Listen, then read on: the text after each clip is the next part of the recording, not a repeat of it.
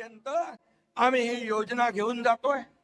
आज मी सिद्धेशला सांगू इच्छितो की फक्त मुंबई नाही, गजाभाऊ मला म्हणाले मुंबईमध्ये सगळा मुंबईत हा कार्यक्रम राबवा, पण मी तर म्हणतो संपूर्ण महाराष्ट्रामध्ये अशा प्रकारचा कार्यक्रम आपण राबवूया।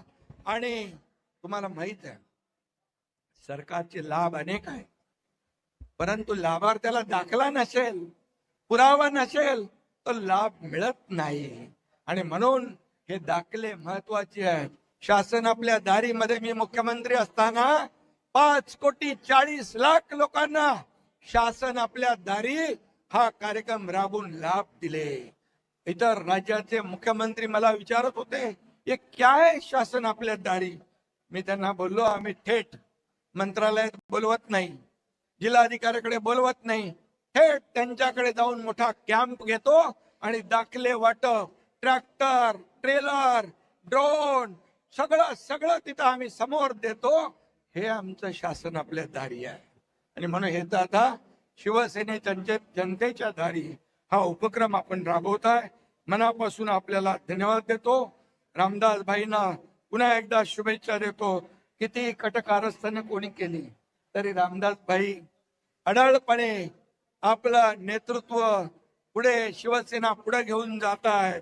आणि म्हणून कुणाच्या इथे रामदास भाईला वाकवण्याची, झुकवण्याची हिंमत नाही, हेही मी या ठिकाणी सांगतो। आणि वाढदिवस आहे, कधी भाषण आपण वाढदिवसाला केलंच नाही, हे पहिलंच टाइम आहे।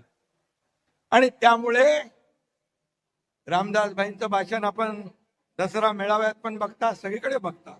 आणि म्हणून रामदास भाईंसाठी एक जाता एक डायलॉग म्हणतो, हमको मिटा सके ये जमाने में दम नहीं, हमको मिटा सके जमाने में दम नहीं, जमाना खुद हमसे है, हम जमाने से नहीं। आणि म्हणून प्रत्येक शिवसैनिक जो आहे असाच आहे, कारण त्यांचा नेताच रस्त्यावर उतरून लढतो। गोर गरिबांसाठी महापूर असेल, इर्षाळवाडी असेल, कुठलंही संकट असेल, जिथे संकट तिथे शिवसेना, जिथे आपत्ती तिथे शिवसेना। आम्ही फेस टू फेस वाले आहे, फेसबुक लाईव्ह वाले नाही।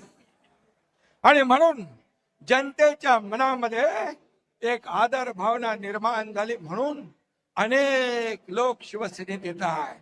परवा 6 खासदारही आले, अनेक येत आहेत आणि त्यांचं मी स्वागत करतोय, कारण त्यांना विश्वास आहे शिवसेना दिलेला शब्द पाळते। फक्त निवडणुका पुरती शिवसेना नाहीये। शिवसेना निवडणुका असू द्या नसू द्या, शिवसेनेचं काम 12 महिने सुरू आहे। आणि म्हणून जे विद्यार्थी आहे, जी तरुणाई आहे, हे देशाचं भवितव्य आहे।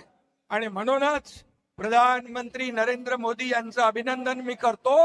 देशाचं भवितव्य जे आपलं युथ आहे, नौजवान आहेत, विद्यार्थी आहेत, त्यांच्या भावना समजून घेऊन त्याला पहिलं प्राधान्य दिलं, मंत्री पदाला दुय्यम दर्जा दिला आणि एक मोठा निर्णय काल आपण पाहिला। आणि म्हणून या देशाचं भवितव्य उज्ज्वल, आणि या ठिकाणी देशाचं भविष्य उज्ज्वलपणे आपल्याला घडवायचं असेल, भविष्य घडवायचं असेल, तर अशा प्रकारचे कार्यक्रम देखील करण्याची आवश्यकता आहे। रामदास भाईंना त्यांनी मगाशी मला सांगितलं, रत्नागिरी जिल्ह्यातील बघा वाढदिवसाला काय मागतो माणूस, स्वतःसाठी काय मागतो। त्यांनी काय मागितलं, दापोलीमध्ये इथं रत्नागिरी